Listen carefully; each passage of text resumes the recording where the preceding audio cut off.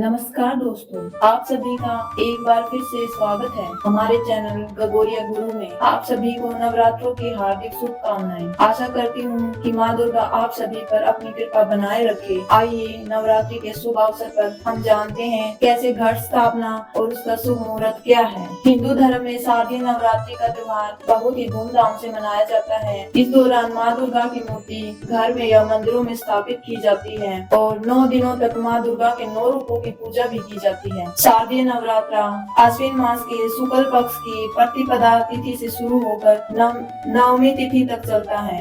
नवरात्रा का मतलब होता है 9 रातें। जब हम माँ दुर्गा की पूजा करते हैं, नवरात्र में जो सकारात्मकता आती है वो हमारे वातावरण से बुराई को दूर ही कर देती है। इस समय अच्छाई और शांति और खुशी का माहौल बनता है। साथ ही हमारे मन में उत्साह और उमंग बढ़ जाती है। इस प्रकार शारदीय नवरात्रि इस बार शारदीय नवरात्रि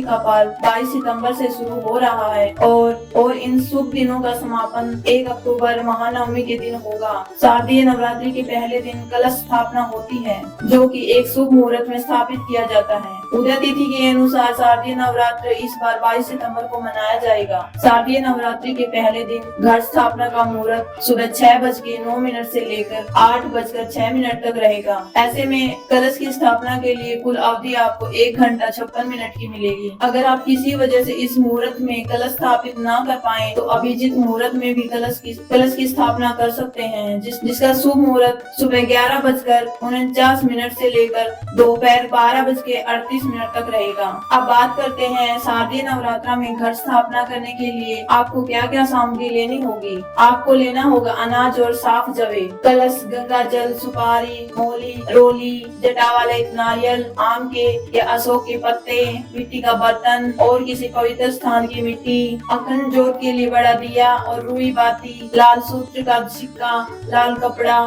फूल, फल, माला, इलायची, लौंग, कपूर, अक्षत और हल्दी। इस दिन सुबह स्नान करने के बाद सूर्य देव को अर्घ दें। इसके बाद मंदिर की साफ सफाई करें। दोस्तों, कलश स्थापना के लिए घर की उत्तर या उत्तर पूर्व दिशा को शुभ माना जाता है। कलश में साफ जल भरकर उसमें सिक्का डाल दें, फूल और अक्षत डालें। इसके बाद कलश पर सात्विक बनाएं और कलावा लपेट दें। लाल चुनरी में नारियल को लपेटकर कलश के ऊपर रख दें। देसी घी का दीपक जलाकर माँ दुर्गा की पूजा और अर्चना करें।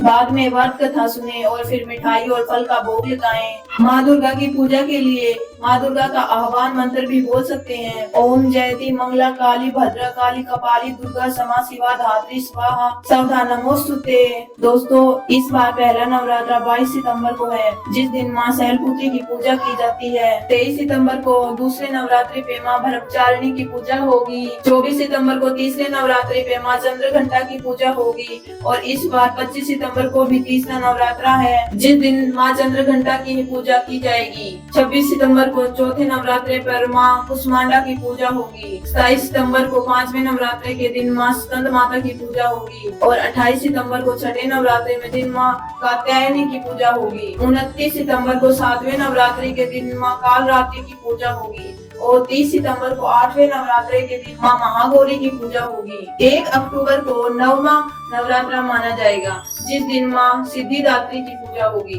तो दोस्तों, हर बार नवरात्रे में देवी अलग अलग वाहन पर आती है और उस वाहन के हिसाब से ही उसके अगले 6 महीने की स्थिति का अंदाजा लगाया जाता है। इस बार माँ दुर्गा हाथी पर विराजमान होंगी। हाथी धन, सुख, समृद्धि और ज्ञान का प्रतीक है। हाथी बृहस्पति देव का वाहन है, जो ज्ञान और समृद्धि देता है। इसलिए इस बार अगर आप माँ की पूजा करेंगे तो आपको धन और ज्ञान दोनों की प्राप्ति होगी। ये आने वाला समय लोगों के लिए खुशहाली और समृद्धि लेकर आएगा। हाथी पर देवी का आगमन हमारे लिए बहुत शुभ है, इसलिए जीवन में धैर्य, आनंद और सुख शांति बढ़ेगी। दुनिया की सारी शक्ति महिलाओं या नारी के रूप में ही होती है, इसलिए नवरात्र में देवी की पूजा होती है। देवी खुद ही शक्ति की मूर्त है, इसलिए नवरात्रि को शक्ति की नवरात्रि कहा जाता है। नवरात्रि के 9 दिन अलग अलग रूपों में माँ दुर्गा की पूजा होती है, जिन्हें नव दुर्गा कहा जाता है। हर एक रूप में हमें अलग अलग आशीर्वाद और वरदान मिलता है। साथ ही ग्रहों की बाधाएं भी दूर हो जाती हैं। नवरात्रि के पहले दिन हम माँ शैलपुत्री की पूजा करते हैं। शैलपुत्री का मतलब है पहाड़ की बेटी और